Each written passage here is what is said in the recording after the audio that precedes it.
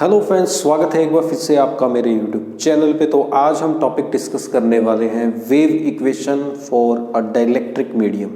इससे पहले मैंने एक और वीडियो अपलोड की थी जिसमें हमने वेव इक्वेशन निकाली थी फ्री स्पेस के लिए, और आज की वीडियो में दोस्तों हम डाइलेक्ट्रिक मटेरियल के लिए वेव इक्वेशन डिराइव करने जा रहे हैं। ये बीएससी का टॉपिक है, बीएससी फर्स्ट ईयर में ज़्यादातर आता है बच्चों के पास फिजिक्स में। इसके अलावा जो इंजीनियरिंग स्टूडेंट्स हैं उनके पास भी ये टॉपिक आता है। तो चलिए शुरू करते हैं आज का टॉपिक। तो हमें निकालनी है इलेक्ट्रोमैग्नेटिक वेव की इक्वेशन किसी डाइलेक्ट्रिक मीडियम के लिए। तो इसके लिए आपको पता है कि इलेक्ट्रोमैग्नेटिक थ्योरी में सबसे ज़्यादा जो बेसिक चीज़ है वो क्या है बच्चों, वो क्या है हमारी मैक्सवेल की इक्वेशंस। तो पहले मैं मैक्सवेल की इक्वेशंस लिख लेता हूँ जनरल फॉर्म में। तो क्या है मैक्सवेल इक्वेशंस भाई?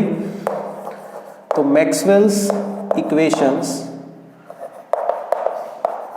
इन बेसिक फॉर्म आर। तो मैक्सवेल की जो इक्वेशंस है बेसिक फॉर्म में अगर मैं लिखूं तो क्या है? पहली इक्वेशन है बच्चों curl of E is equal to minus curly B by curly T। This is Maxwell's first equation. तो सेकंड इक्वेशन है मैक्सवेल की curl of H is equal to J plus curly D by curly T। This is second equation of Maxwell. फिर हमारे पास third equation आती है divergence of D is equal to rho. This is third equation of Maxwell. After that we have fourth equation of Maxwell which is divergence of B is equal to 0।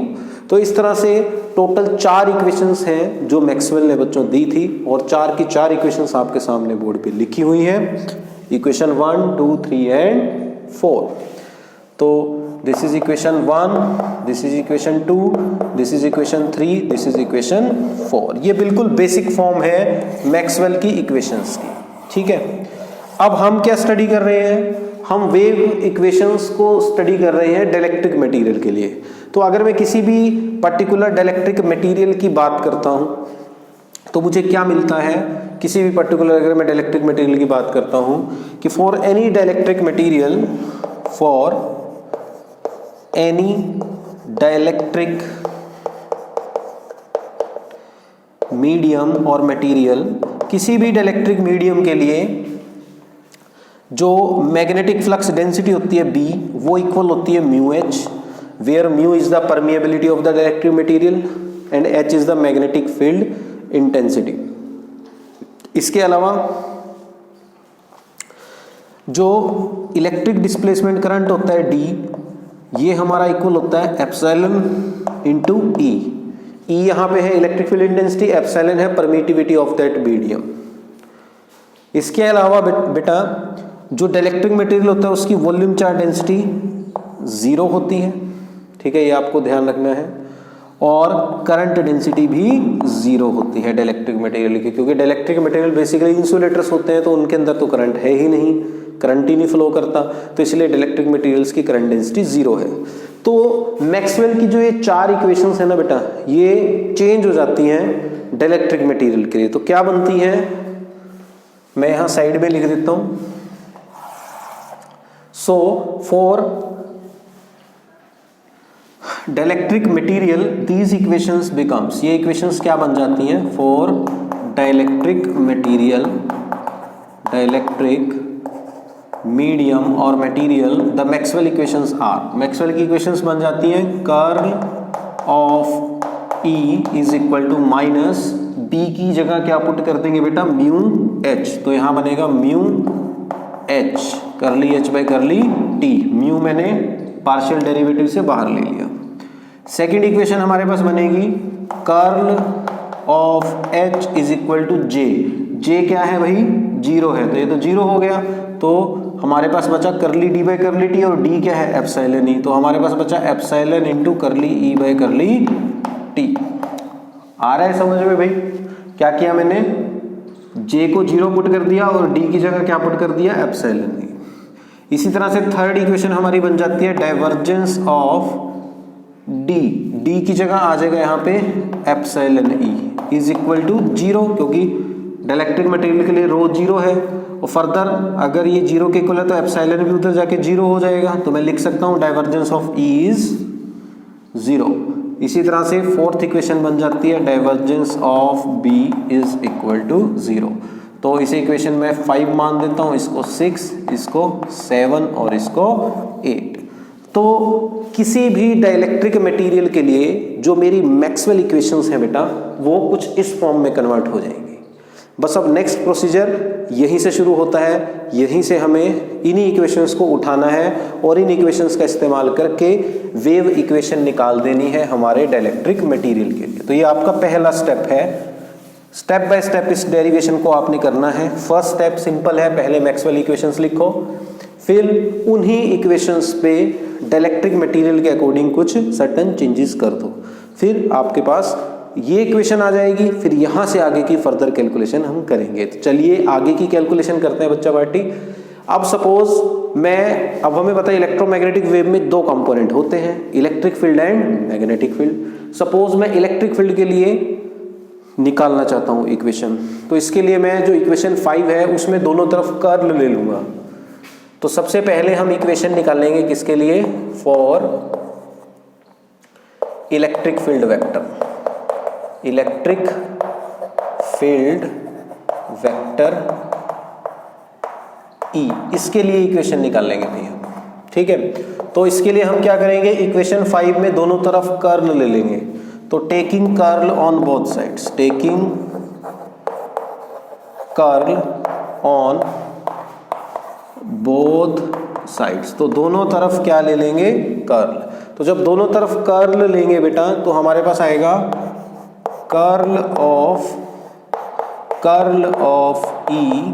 देखो ये था ना curl of ई, इसका curl ले लिया, ठीक है। तो कर्ल ऑफ ई का कर्ल तो समझते हो ना।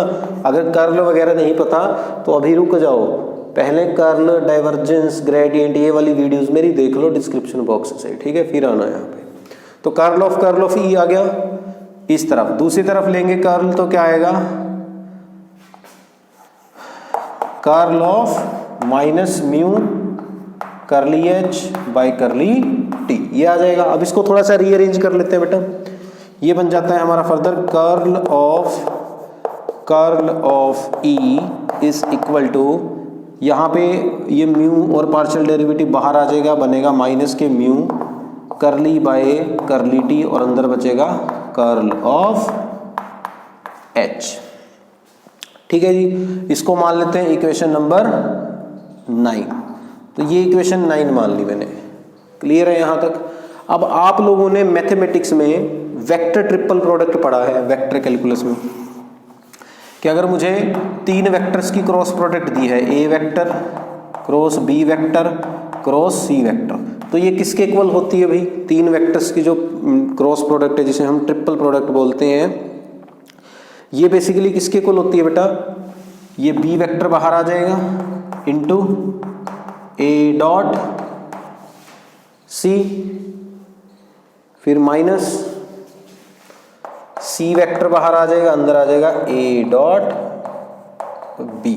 ये फॉर्मूला है बेटा किसका, ट्रिपल प्रोडक्ट का। तो यही सेम फॉर्मूला हम यहाँ लेफ्ट साइड पे यूज करने वाले हैं। देखो हमें दिया है कर्ल ऑफ ई, ठीक है। यहाँ पे वेक्टर ए की जगह हमारा ये डेल ऑपरेटर है, वेक्टर बी की जगह भी ये डेल ऑपरेटर है और वेक्टर सी की जगह हमारे पास ई वेक्टर है, इलेक्ट्रिक फील्ड इंटेंसिटी। तो देखो क्या बनता है, बी ये सेंटर वाला था ना, तो ये बाहर आ जाएगा, तो इसको बाहर निकाल लिया हमने, ठीक है, ये बाहर आ जाएगा। और ब्रैकेट में क्या आएगा, ए डॉट सी, यानी कि फर्स्ट और थर्ड टर्म की डॉट प्रोडक्ट। तो फर्स्ट टर्म हमारी del operator dot second term E, तो ये बन गया डेल ऑपरेटर की ई वेक्टर के साथ जब डॉट प्रोडक्ट लेंगे तो उसे डाइवर्जेंस ऑफ ई बोला जाता है। फिर माइनस का निशान, सी वेक्टर बाहर यानी कि ई बाहर, ठीक है, ई वेक्टर कहाँ आ गया, बाहर आ गया। और अंदर क्या बचेगा, डेल ऑपरेटर का स्केयर, क्या बनेगा अंदर, डेल ऑपरेटर का स्केयर, ई वेक्टर बाहर और इसके साथ मल्टीप्लाई में डेल ऑपरेटर का, डेल ऑपरेटर की डेल ऑपरेटर के साथ डॉट प्रोडक्ट, यही आएगा बच्चों। तो इसको सॉल्व कर लेते हैं, इक्वेशंस में वैल्यूज पुट कर देते हैं। देखो क्या बनेगा, यहाँ पे हमारे पास आएगा ये डेल ऑपरेटर। डाइवर्जेंस ऑफ ई कितना है, देखो डाइवर्जेंस ऑफ ई कितना है 0, तो इसकी जगह तो क्या पुट कर दूंगा मैं 0 माइनस डेल ऑपरेटर के साथ बेटा जब डॉट प्रोडक्ट लेंगे तो ये ग्रेडियंट स्केयर के इक्वल आ जाएगा। किसके इक्वल आ जाएगा, ग्रेडियंट स्केयर के इक्वल। तो यहाँ पे आ जाएगा ये ग्रेडियंट स्केयर और साथ में ई वेक्टर, ठीक है, ग्रेडियंट स्केयर साथ में क्या आ जाएगा बेटा, ई वेक्टर आ जाएगा। तो यानी कि हमारे पास बचा माइनस ग्रेडियंट स्केयर ई। तो दैट मीन्स ये जो लेफ्ट साइड है कर्ल ऑफ ई, ये किसके इक्वल आने वाली है बेटा, ये इक्वल आने वाली है माइनस ग्रेडियंट स्केयर ई के इक्वल। तो यहाँ पे रख देते हैं, तो ये बन जाता है minus gradient square E equals to, further ये बनता है माइनस के म्यू करली बाय करली टी। यहाँ पे क्या है कर्ल ऑफ एच क्या है बेटा हमारा एप्सिलॉन करली ई बाय करली टी। तो इसकी जगह आ जाएगा यहाँ एप्सिलॉन करली ई बाय करली टी।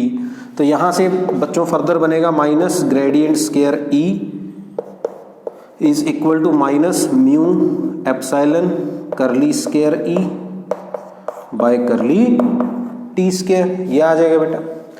बस अब इसको सिंप्लीफाई कर लेंगे, देखो माइनस से तो माइनस क्या हो जाएगा कैंसल, और हमारे पास इक्वेशन आ जाएगी। क्या आ जाएगी हमारे पास, इक्वेशन, ठीक है। ये प्लस है इधर आके माइनस हो जाएगा, तो हमारे पास इक्वेशन बन गई gradient square E equals to mu epsilon curly square E by curly T square. So this is the required equation for electric field vector. Equal to रख सकते हैं, या अगर मैं इसको इधर लाता हूं तो ये माइनस बन जाता है और इसको इक्वल टू 0 कर देते हैं, तो ये इक्वेशन बन जाती है आपके पास। This is the required equation for electromagnetic wave in a dielectric in terms of electric field intensity. समझ में आ गया भाई, तो साइड में लिख लेते हैं। तो हमने बच्चों एक इक्वेशन तो डिराइव कर ली है ना, एक इक्वेशन तो हमने डिराइव कर ली। क्या है वो इक्वेशन, तो ये जो इक्वेशन हमने डिराइव की दैट इज वो है बेटा gradient square E minus mu epsilon curly square E by curly T square equal to 0। तो इस तरह से एक इक्वेशन हमारे पास आ गई। ये इक्वेशन आई है इलेक्ट्रिक फील्ड वेक्टर के लिए। सिमिलरली हम इक्वेशन निकाल लेंगे अब मैग्नेटिक फील्ड के लिए, ठीक है ना। तो मैग्नेटिक फील्ड के लिए कैसे निकलेगी इक्वेशन, तो वो देखेंगे how we will calculate equation for magnetic.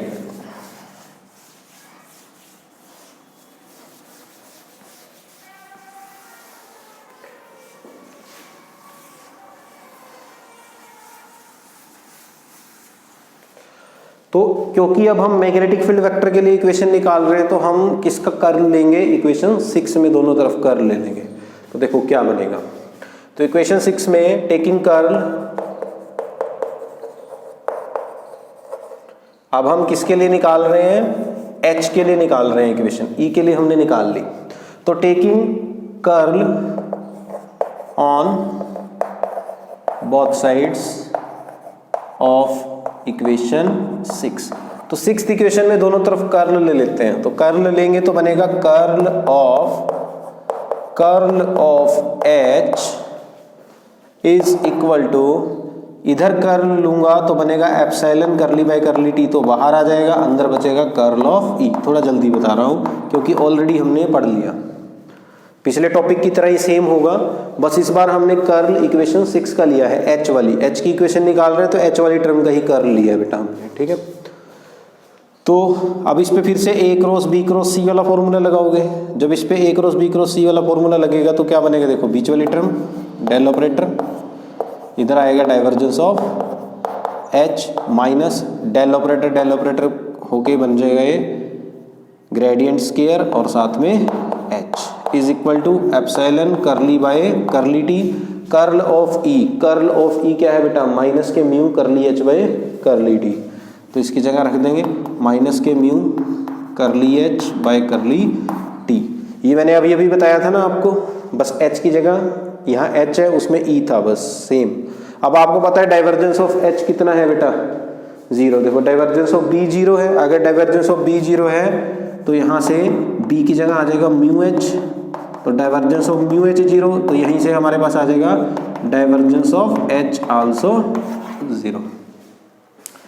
तो यहाँ से हमारे पास ये तो 0 होगी टर्म क्योंकि ये 0 है, माइनस ग्रेडियंट स्केयर H और इधर बनेगा minus mu epsilon curly square H by curly T square. तो यहाँ से आपके पास इक्वेशन बन गई del square gradient square H is equal to mu epsilon curly square H by curly T square. इसको इधर ले आएंगे तो इक्वेशन आ जाएगी हमारे पास ग्रेडियंट स्केयर